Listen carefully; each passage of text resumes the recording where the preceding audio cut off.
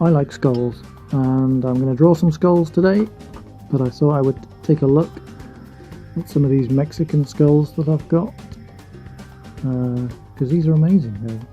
They're cool colours, funky shapes, they're not anatomically perfect. They've got cool designs of just colours and lines and shapes. They've got flowers on them, and just funny faces, big teethy grins, and they're not evil. I mean, there's not a 1 ounce of evilness about these skulls. That's kind of not the idea. They're just supposed to be beautiful things. And here's the real thing. I think this is an otter skull. I just found this. Oh, still full of sand. I did find it near some water. Maybe it's otter brains. I'm pretty sure this is an otter. Not totally sure, but I think it's an otter skull. But I like that texture. I like that bone. I mean, is it eroding, or is that just? I think that's just the bone texture with dots and those little cracks and things. Oh, he's got a wobbly tooth. Okay, so I'm just gonna start with the pencil. It's just a propelling pencil, nothing fancy. It's a really old one actually. But yeah, it's just blocking out where things are going to go. I kind of do this just because I'm not confident enough just to get a pen and start laying out ink on the paper. That's all a bit scary and permanent, and you just make a mistake straight away and you start another bit of paper and then you make another mistake, get another piece of paper. But this way, you can just warm yourself up, start gently, no pressure. You can just draw a line, and if you don't like it, draw another line on top of that line until you're happy with how it looks. You can just leave the mistakes in, or you can rub them out. So maybe this guy is going to have like ribs, be a bit more like a half a skeleton. But I don't want them to be like the Mexican ones. I don't want these to be scary skulls, just interesting skulls of different types, different styles. Now I looked some stuff up on Wikipedia, and I think basically maybe I'm not drawing skulls, I'm drawing calavera. Now calavera or calaveras is they're representations of human skulls. So this is kind of like a sheet of calaveras. The term is most often applied to edible or decorative skulls made from sugar or clay, like the ones that I had at the beginning. They were ceramic. Maybe that's how it started. Maybe they did sugar ones and then they added so much detail and colour into the sugar ones. People wanted to keep them, so they started to make them out of clay. Maybe that's what happened. I'm not sure. So yeah, they're used in the Mexican celebration of the Day of the Dead. But it said calavera can also refer to any artistic representations of skulls. So yeah, I think that's what I'm doing. My calavera page. Just different ways of drawing skulls. All different types. So yeah, I'll go over some of these lines exactly with pen. Sometimes when I get the pen, I'll just change things. Just at the last minute, I'll kind of maybe go, no, I don't like it like that, or this should be here, or so I'm going to use these two pens. The Sigma Micron, no, Sakura Pigma Micron, and the other one's an eddding profipen. They look very similar. In fact, they're so similar. I was looking at them, and they are. One's definitely copying the other one. don't know what's going on. I looked it up, but the company, nothing says that the company is the same as the other one. So something's fishy going on, because literally the pen of one would fit on the other one.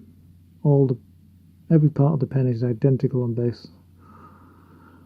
But I'm just using them because that blue one is a bit thinner. It's only a 0.1. So I'm going to start with that one. I'm just going to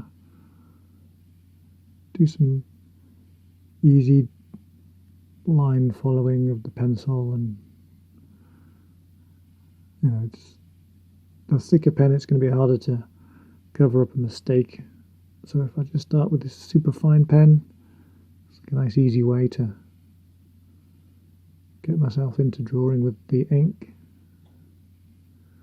So this is kind of like the decaying skull. He's going to have like a weed or a tree, branches, twigs growing through him. He's got cracks in his skull, trees growing in one eye orbit and coming out of the other eyeball orbit and into his nose. He's got a few teeth missing, got cracks. Yeah, he's a bit messed up. I also looked up some stuff about decaying on Wikipedia. It said skeletonization refers to the final stage of decomposition, during which the last vestiges of the soft tissues of a corpse or carcass have decayed or dried to the point that the skeleton is exposed. By the end of skeletonization, all soft tissue will have been eliminated, leaving only disarticulated bones. Just a pile of bones. Bones, once it's just a pile of bones, they can become dry and bleached if exposed to the elements. So that otter skull that I had at the beginning, I didn't clean that up. That's how I found it. Just really clean looking, yeah, almost bleached, dry. So because bone is so hard, it survives. Everything else around it is rotted away. It was by water. Wikipedia also did say, though, in warm, damp environments, bacteria and fungi will attack the collagen proteins, and the skeleton will crumble over the course of a few years. After skeletonization, if scavenging animals do not destroy or remove the bones, acids in fertile soils take about 20 years to completely dissolve the skeleton from a mid-sized animal like a human, leaving no trace of the organism. In neutral pH soil and sand, the skeleton can persist for hundreds of years before it finally disintegrates. Or ice, tundra, places like that, even longer. It says, alternatively, especially in very fine, dry, salty, anoxic, or mildly alkaline soils, bones may undergo fossilization, converting into minerals that may persist indefinitely. So, yeah. Just drawing like, the tree. I'm just branching the tree. Difficult to draw trees. I'm just kind of taking it a small distance and then branching it. And at the same time, I'm building up the ribs of this guy here.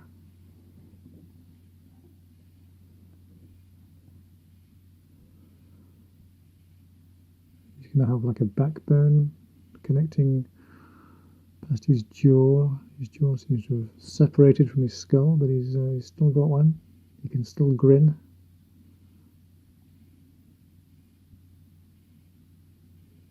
I also, this was interesting too, also from Wikipedia, it's about the human brain, and it has a specific region for recognizing faces, and is so attuned to finding them that it can see faces in just a few dots and lines. So I guess that means like like an emoji. That started off because someone on a keyboard thought just the symbol that's two dots and a line looked like a face. And now it's, the whole world of emojis.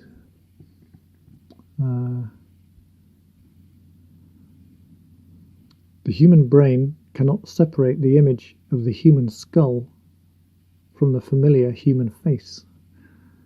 So yeah, when you see a skull, you can't just, your brain doesn't go, oh, that's just the bone from on top of a skeleton. It is actually saying, well, you can't not see a face when you look at a skull. I think that's what that means. So because of this, both the death and the past life of the skull are symbolized in the image of a skull. You kind of, who was that? The human skull, with its large eye sockets, displays a degree of neoteny. I had to look that up. I didn't know what that was. Apparently, it said it's also called, this neoteny neoteny. It's also called juvenilization, which is the delaying or slowing of the physiological development of an organism, typically an animal. I think what it's kind of saying is just skulls look cute because they've got big eyes. I think that's what's going on there. And humans find things with big eyes visually appealing, like baby animals. I think we're just programmed to have those feelings when we see babies, so we look after babies. I guess that's just how it is. So yeah, which humans find visually appealing. Yet a skull is also obviously dead, and to some can even seem to look sad due to the downward facing slope at the ends of the eye sockets. I'll have to have a look at a real skull, not one of my odd drawings, to see what a real skull looks like. Is that right? The ends of the eye sockets slope down and looks a bit sad. Yeah, I can see that. A skull with the lower jaw intact may also appear to be grinning or laughing due to the exposed teeth. Well, that's a feature that we saw in the Mexican skulls. I'm sure those massive grinning teeth. There's a big feature on those. So all this means, as such, human skulls often have a greater visual appeal than the other bones of a human skeleton, and can fascinate even as they repel. Our present society predominantly associates skulls with death and evil. It says present-day society, so maybe that's not always been the case. I mean, death, I suppose, yeah, but evil, maybe not. The Mexican ones, they didn't have an ounce of evilness. They were flowers and colours and big teethy grins. There wasn't so much evilness there. So, back to the decaying guy, the eroded skull. I think he needs eyes. Let's give him some flower eyes. He's like a living plant pot, this guy.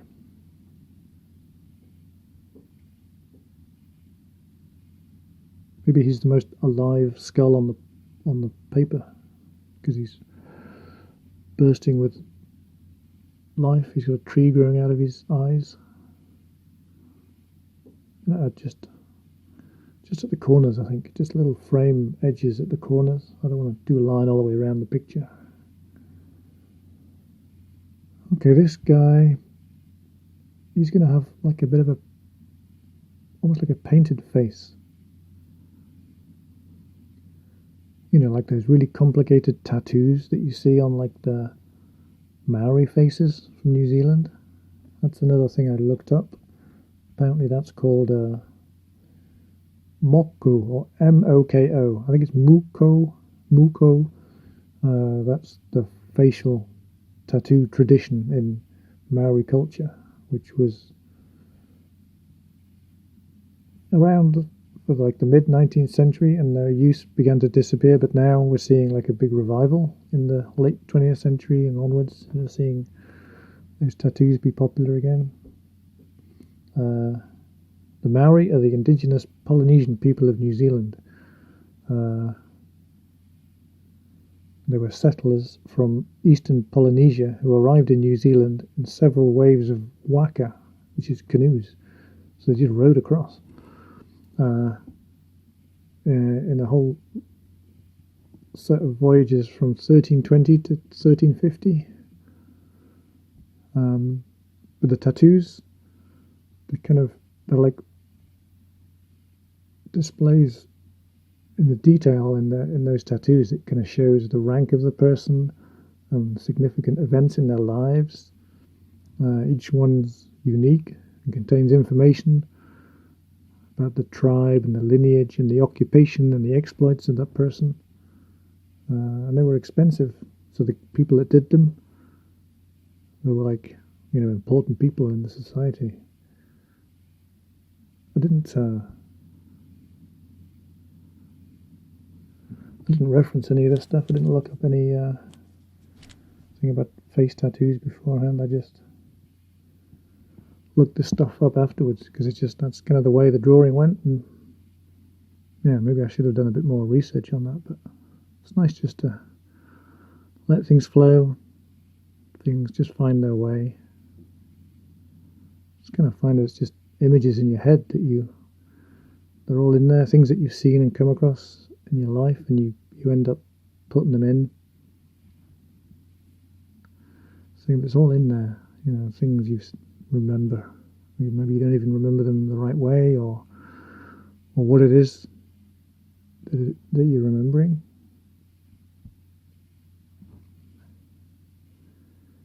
This guy's getting a lot of attention, really. He's probably the most detailed, the erosion guy.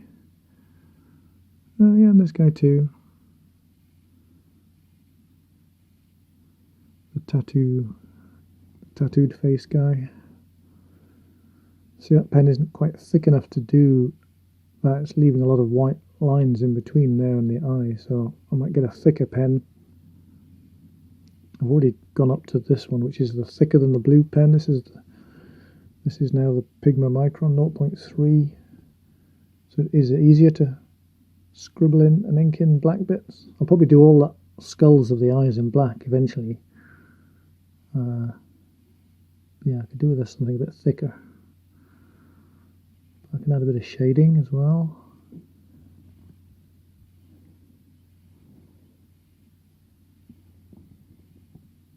There's colour in his eyes.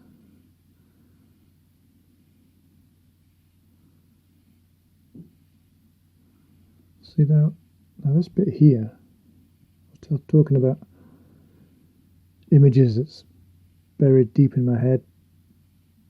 These blobby shapes here. So I changed the ribs and that started to do this different kind of shape, these kind of blobs connected up. I'm sure that's from like cell diagrams that you would do in biology at school. It was some kind of part of the cell. I looked it up and the name, I don't really remember the name at all. It's apparently there's something like called endoplasmic reticulum, found in most cells and forms an interconnected network of flattened membrane-enclosed sacs known as cisternae, which is that shape there. I was quite accurate in remembering how that shape is. See, you can see it there, but the name is lost to memory, lost to history. They are involved, it says on Wikipedia, they are involved with the synthesis and export of proteins and membrane lipids. Magical miniature chemical machine factories that keep us alive, basically. Not quite sure exactly what they do. They just build stuff. Maybe they build bones, if these cells were in bone marrow. So what I'm doing in between the cell diagram shapes, the cisternae, these lines, I'm doing these just to add like shading. I didn't want to just colour in all this black. For a start, this is a lot easier than scribbling the whole thing black. And yeah, maybe I wanted something in between black. I didn't want black, inky black, and I didn't want paper white. I wanted something in between, something, you know, grey. So this is some kind of shading, I guess. I mean, it's not normal shading. On Wikipedia, shading is, sorry just to keep reading bits of Wikipedia, but it seemed an easy way to fill the time, and some of it's quite interesting, hopefully. Let me know if it's boring, but it does say about shading. It's used traditionally in drawing for depicting a range of darkness by applying more media more densely, or with a darker shade for darker areas, or less densely, or with a lighter shade for light areas. So I guess, yeah, if I did these lines closer together, more densely, they would look, the shading I'm doing would look darker. If I did twice as many lines, or if I did, yeah, the other way around, if I did less. If I missed every other line, it wouldn't look as dark. It's kind of an illusion, really, because it's just a line, like any other line on the paper. This pen only does black. It's just black or nothing, you know. I can't make this pen go grey. But by doing lines like this, it ends up being grey. It's kind of a bit of an illusion, the way our minds work or something. Wikipedia says, to continue, yeah, shading helps when creating the illusion of depth on paper, because that's what it is. It's just an illusion. There are various techniques of shading, including cross-hatching, where perpendicular lines of varying closeness are drawn in a grid pattern to shade an area. This isn't really cross-hatching, this is something else.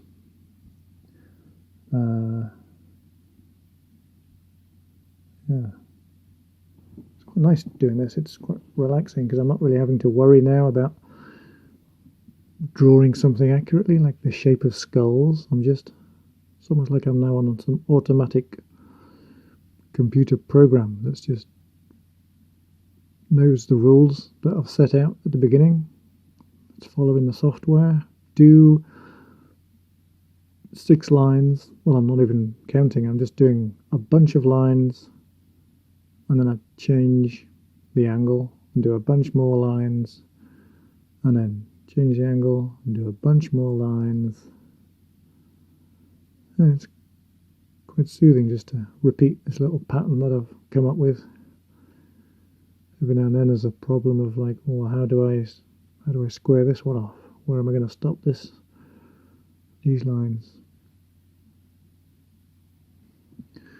Because between the tree and between the cell diagrams and the ribs, it was quite easy, but now it's a bit trickier to work out now where, maybe if I draw more tree, I can make more boxes to put more lines in.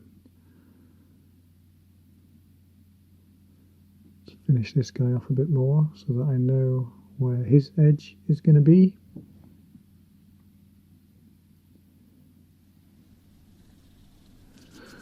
Yeah, see, that's the problem with the pencil there. You see, I've kind of, every now and then, if I draw a pen line right on top of the pencil line, the ink can't reach the paper and you get like a bad line. Hasn't happened that much, but every now and then it can happen. And then, yeah, like I said, you've got to keep rubbing off the pencil lines from underneath. Usually I just do it at the end, but if I'm doing something quite detailed and there's a whole bunch of pencil lines there, maybe I'll start rubbing them out now.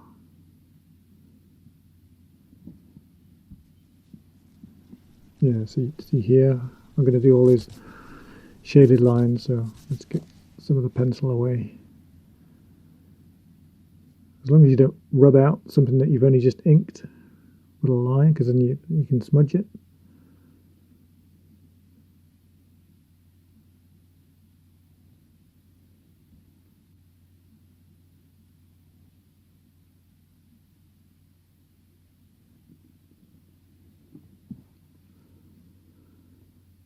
So getting near the outer edges of the shading. I do like how it looks, so I'm going to just keep extending it out here to the outer edges of the tree.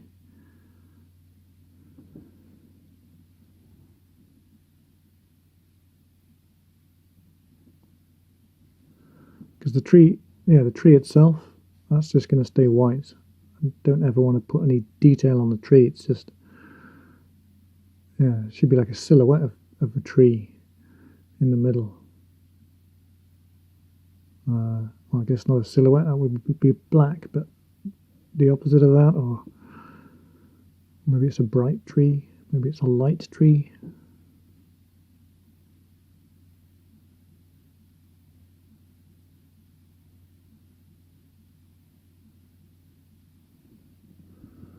That's another something that I looked up about light and dark. There was some interesting stuff I found there. Again, trusty old Wikipedia helped me out, and it said the contrast of white and black, or the light and darkness, or the day and the night. There's a long tradition there of metaphorical usage, tracing back like thousands of years, ancient Near East, it said. And explicitly in the Pythagorean table of opposites. I didn't look that up, I don't know what that is. But in Western culture, the contrast symbolizes the moral dichotomy of good and evil. Day, light, and good are often linked together in opposition to night and darkness and evil. I don't know if it's just because of, when kids are afraid of the dark. I'm not sure why that always is that way. These contrasting metaphors may go back as far as human history and appear in many cultures, including both the ancient Chinese and ancient Persians.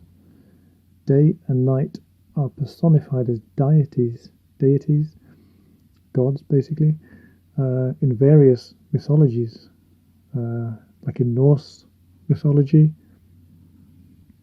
There was a god called Dagger, I think it was, and Not, and in Greek mythology, Hemera and Nyx, like that means light or day and dark and night. But the clincher is, in many Hollywood westerns, bad cowboys wear black hats, whilst the good ones wear white hats. So that's it. It must be true then.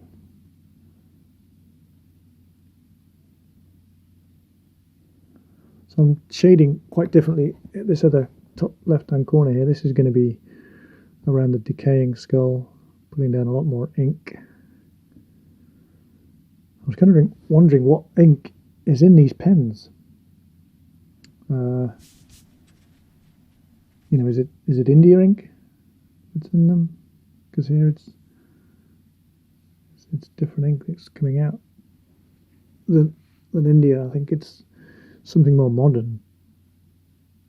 I looked at the Sakura. That's the company that makes this pen. I think it's a Japanese company. Makes the pigma micro. They say they use archival quality pigmented ink. So I don't think it's the same as India ink that you can buy in bottles for dip pens and fountain pens. But India ink has been used in India since at least the 4th century BC, where it was called Masi, and it's a mixture of different stuff.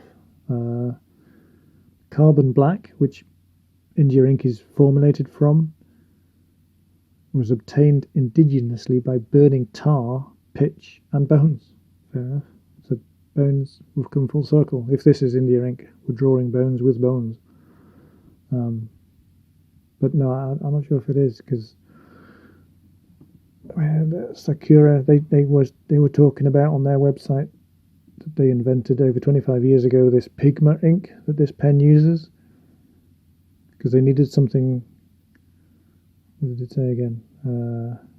They say it's the most reliable permanent ink on the market today. So in the 80s, Sakura's labs identified the need for an inexpensive drafting tool that used superior pigment-based ink instead of low-grade dye inks. The breakthrough came when the discovery of how to reduce the pigment particles to sub-micron size so that the ink flows evenly through the narrowest of pen nibs. Because this is 0.3. It's a pretty small metal hole in the middle of that tube. So I think Indian ink is too thick. It would just clog up.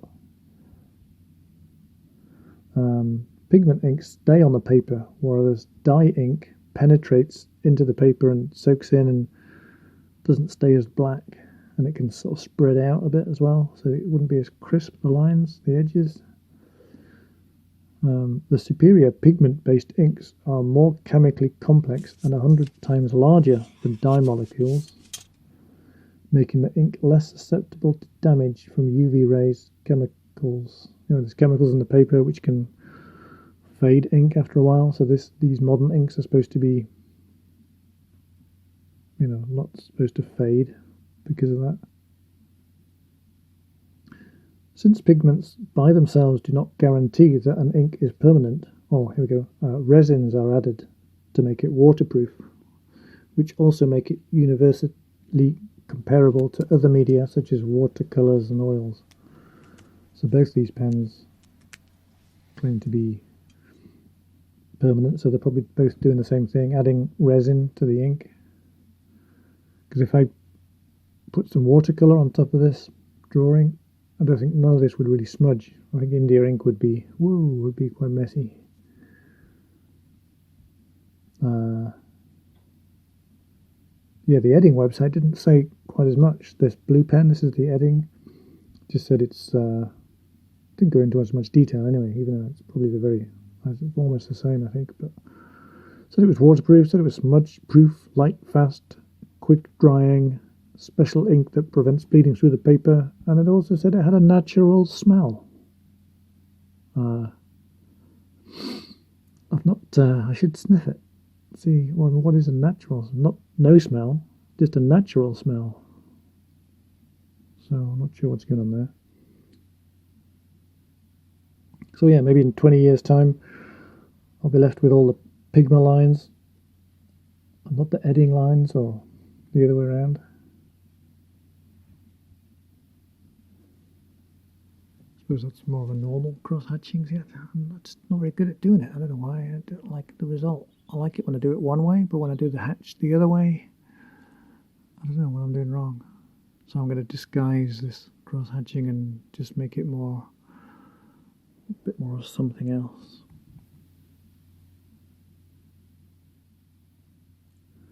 So I changed this guy's skull and crossbones to crossed arrows behind his head, just to be different from the other skull and crossbones I've already got. So I'm doing the feathers now. Wikipedia says about arrows, because I looked it up. An arrow is a thin, stabilized projectile that is launched via a bow, and usually consists of a long, straight, stiff shaft with stabilizers called fletchings, as well as a weighty and usually sharp and pointed arrowhead attached to the front end, and a slot at the back called a nock for engaging the bow string. The use of bows and arrows by humans predates recorded history and is common to most cultures. A craftsman who makes arrows is a fletcher. A one that makes arrowheads is an arrowsmith. I didn't know that Fletcher, because that's quite a common surname. So that's probably what that's from. The guy who makes arrows, a Fletcher. So in the Stone Age, people used flint knap stones, for the actual arrowhead, the pointy bit, or flakes of stones or chips of rocks, as well as sharpened bones as projectile points. where everything is coming back to the bones today.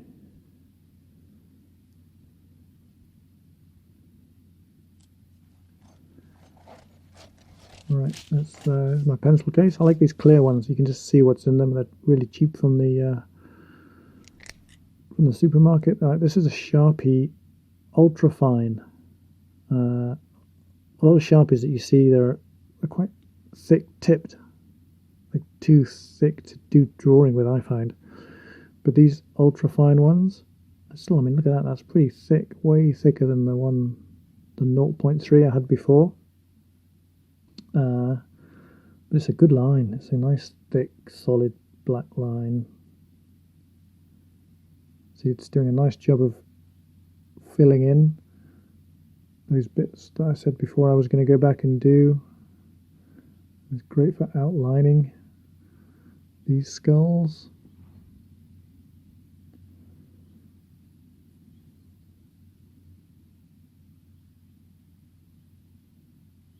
I've got a whole box of these. Somebody bought me them because I kept going on about, oh, you can never find the ultra fine ones. You can only find the normal Sharpies, which are really thick, good for writing your name on a wall, but not much else. But these ultra fines, I find them really useful. Sometimes they do still do them in different colours, and I've got a whole bunch of them I use for. Sometimes I just use them just to make notes with. You need quite thick paper though, because they do bleed through. So I'm just going to go around all these skulls here and just highlight the edges. This guy, because he's near the plant pot skull head man, he can be a flower too. So he's now a flower skull.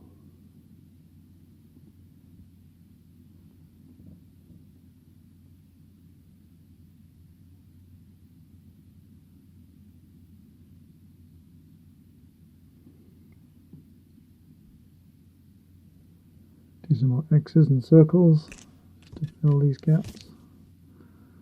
I've gone right back now to the really fine pen. I was using a super thick Sharpie, and now I've gone right back down to doing tiny details. But it's because I'm getting nearly finished. I'm just switching quickly between the different pens, deciding what to do.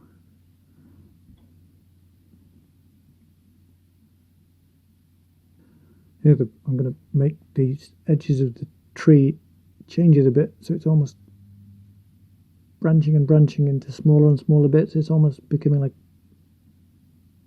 a broken glass, shattered glass pane.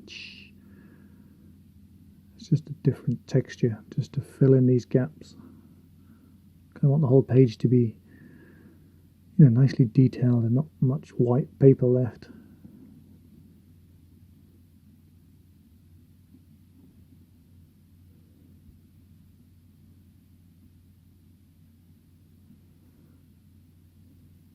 Continue these lines up here just so there's no white showing. I don't mind the skulls showing white, but I don't really want much white paper elsewhere. Let's do a bit of a shaded edge on this vertebrae backbone piece, right down there.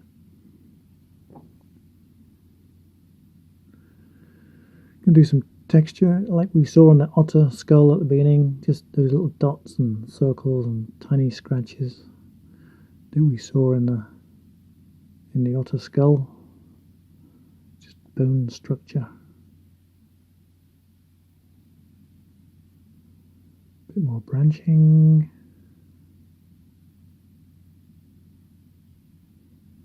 What else? This guy here. There's quite a bit of pencil around there. Get rid of some of that.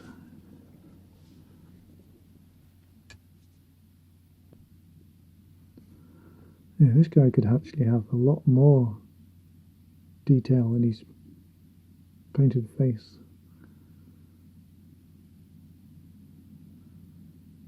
And this is nothing like a Maori tattoo. I'm just making it up as I go along. Just adding things on top of other things. just simple shapes really. I mean, just circles and triangles. It's nothing fancy, but just to give the illusion of detail and layers.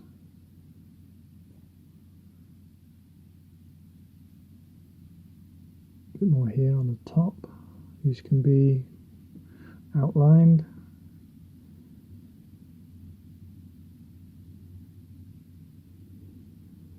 Can do like this.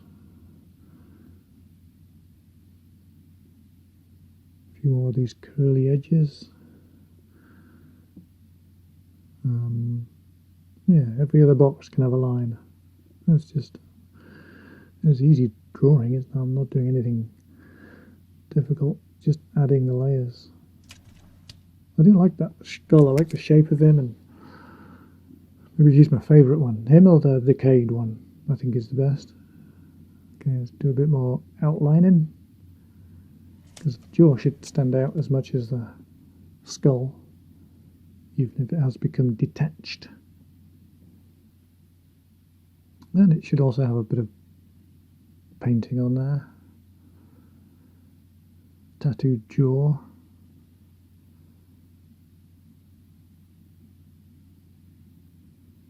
A bit more on this guy. I'm not quite sure if he's hairy or if he's smoky. But he's having a few more or whatever he's got. Let's keep these lines going up here, just to make like a layer underneath all of this.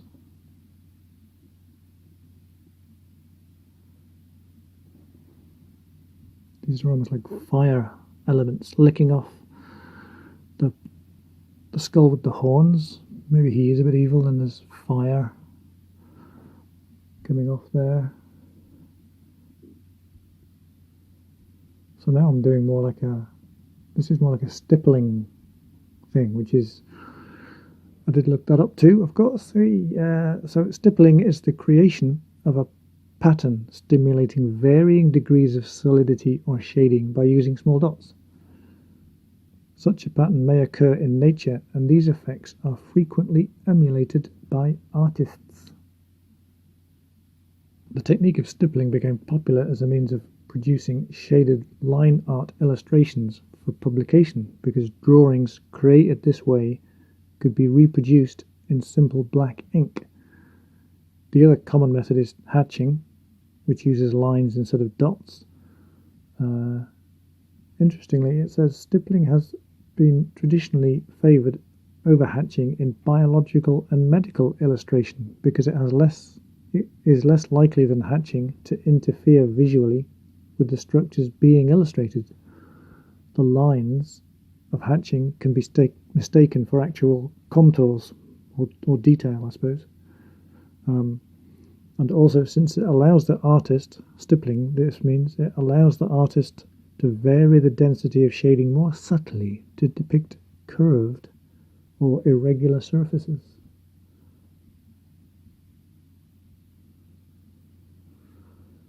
Just yeah, a bit of outlining. Sometimes I'm making some of these a bit thicker, so it's like a bit of a shadow. Adds a bit more depth, makes it jump out a bit from the background shading that we did.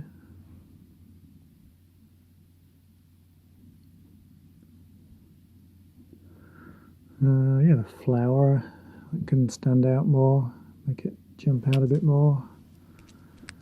Now, the smaller flower, because it's so small, I don't want to ruin it with that thicker pen. I'm going to have to go over those lines with the thinner 0.1. I think the thicker pen would just ruin it. Let's do some more eyes, blackening these eyes. All the eyes I think I'm going to do black. I just realised all the noses. Most of the noses I've done as like upside down triangles. Not sure why. This guy's a bit odd, isn't he? He's not sure what he is. This one's kind of like a dog skull. He's got like a long nose. This guy's a bit more, he can be like a squid skull. Squids have skulls? Yeah, he's like a dog. Something like that, some animal skull. Fire guy. And the medieval skull, you can have grey eyes, not black eyes. Just some simple shapes on him, because he's a simple Mark 1 skull. Triangles under the triangle nose. See what I mean? I've just a lot of the noses I've just done as triangles. So maybe I have done them all the same. I should probably write something on those gravestones, shouldn't I? Initials or something. Okay, we're getting quite near to completion. What else do I need to do?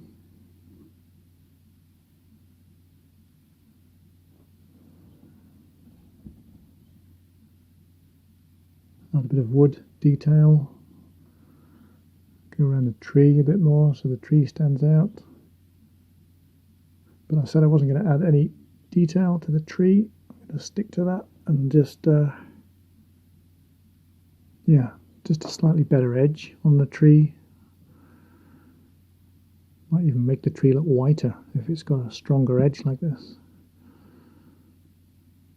Just going over some of these. Sometimes I'm only going on one side, just so it's like a bit of a shadow. Down here.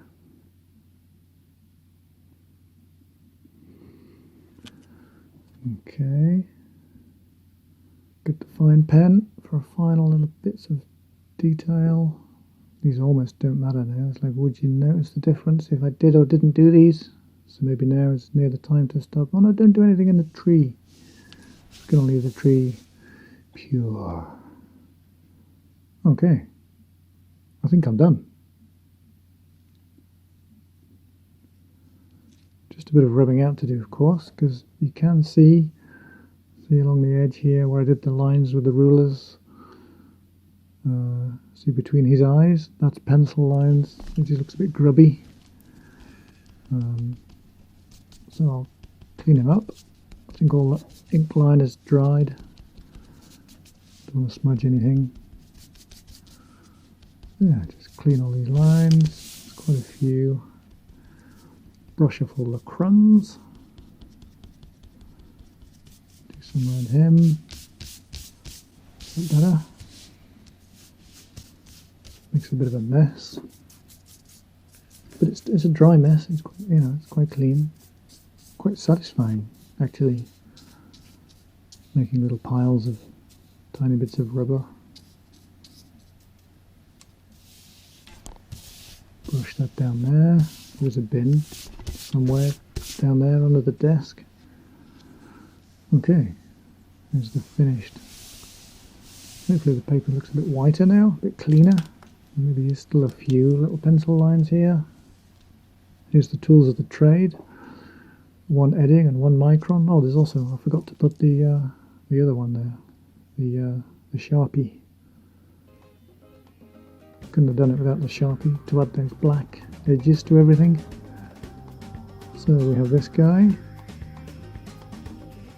with his skull ribs into the cell diagram things. Skull and crossbones, which are changed to arrows. He's slightly evil looking, and he's got horns. The plant pot skull with a tree growing out of his eyes. Down here is the medieval dude. Now we have painted skull and the hairy or smoky, never decided which. A few of these little ones in between, the evil one and the fire one. It's a decaying skull again, with his flower eyes.